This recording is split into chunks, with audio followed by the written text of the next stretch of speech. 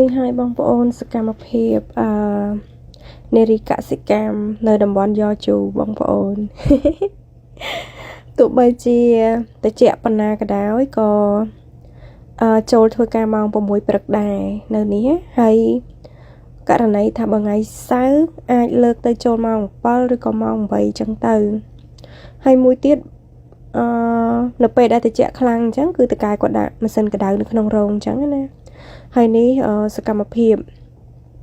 ដែលនាំគ្នាដើរទៅបេះមកកន្លែងទៀតដោយសារហៅស៊ឺតកែហ្នឹងគឺគាត់មាន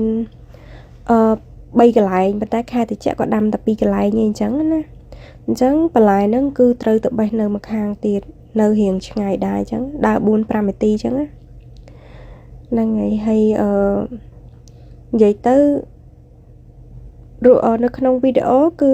មើលទៅអត់សូវស្អាតទេបងប្អូនប៉ុន្តែបើសិនជានៅក្រៅវិញគឺព្រិលស្អាតមែនតើគឺនិយាយទៅដូចភ្នំតកកមកចឹងគឺស្រស់ស្អាតណា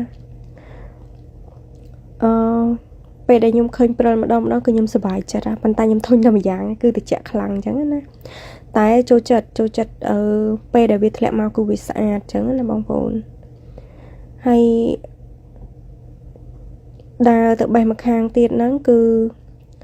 តកែគាត់ឲ្យមកដើរមកមុនអញ្ចឹងណាស្រោតមកបេះបន្លែប្រគ្រប់កេះយកទៅផ្សារដោយសារម្សិលមិញហ្នឹងគឺបេះអត់តាន់គ្រប់កេះអញ្ចឹងណាហើយបងប្អូនអើយឆ្លៀតពេលបានតែពេលដើរមកទេអត់មានឆ្លៀតពេលបានមកធ្វើការអីថតអីអត់ទេនេះដោយសារតែយើងដើរមកអញ្ចឹងណា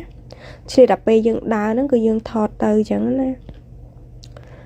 ហ្នឹងហើយបងប្អូនហើយមើលផ្ទះនៅប្រទេសកូរ៉េស្អាតណាបងប្អូនទេសភាពក៏ស្អាត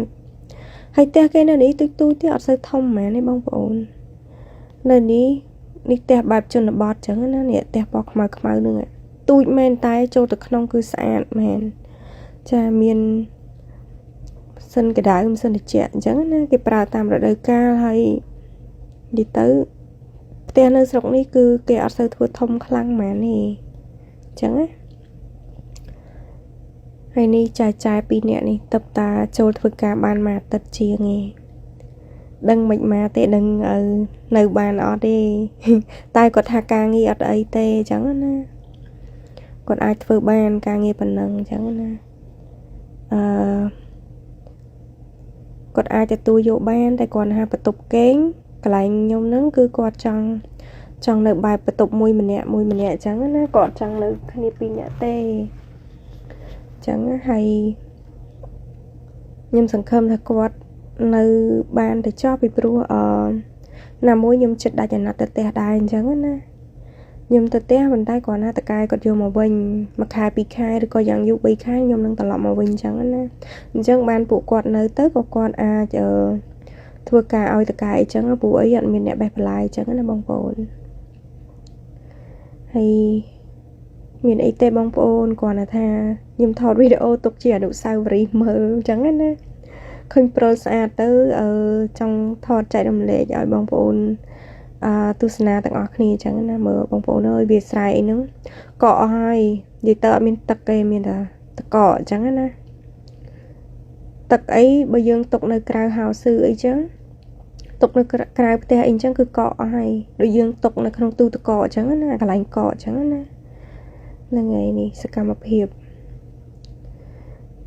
ហៅស៊ឺនៅផ្ទះនោះនេះគេមានដាក់លេខនេះលេខ38 37នៅផ្ទះគឺមានលេខដល់លេខ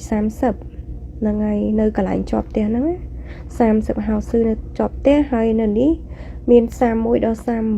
38ហើយមានមួយកន្លែងទៀតតែកន្លែងហ្នឹង7ហៅស៊ឺទៀតទាំងអស់វា45ហៅស៊ឺអញ្ចឹងណាតែគាត់ថាអំពិលរងនោះគឺគាត់អត់ដាំទេពួករិសានៅខាងហ្នឹងអត់មានកន្លែងបើកទឹកខែតិចយើងត្រូវបើកទឹកនៅខាងលើដើម្បីកុំឲ្យបន្លែកកអញ្ចឹងណាហើយតកែគាត់អត់បានភ្ជាប់អំពិលរងហ្នឹងទេអញ្ចឹងណាអញ្ចឹងខែតិចគឺដាំតែ38រងហ្នឹងទេអញ្ចឹងណា38រងប៉ុន្តែគាត់ថាដក1រងចេញកន្លែងហ្នឹងទុកបដោះកូនអញ្ចឹងទាំងអស់បានតែ37រងទេហើយនេះពួកខ្ញុំដើរមកបេះលេខ31អញ្ចឹងណាតកែគាត់បតនកេះទៅផ្សារអញ្ចឹងទៅនេះចូលមកក្នុងនេះ ហើយខែតិចបងប្អូនអើយនេះបន្លែចេះឆ្ងល់មិនបានវានេះកើតដោយសារតានេះគេក្របចឹងណាបង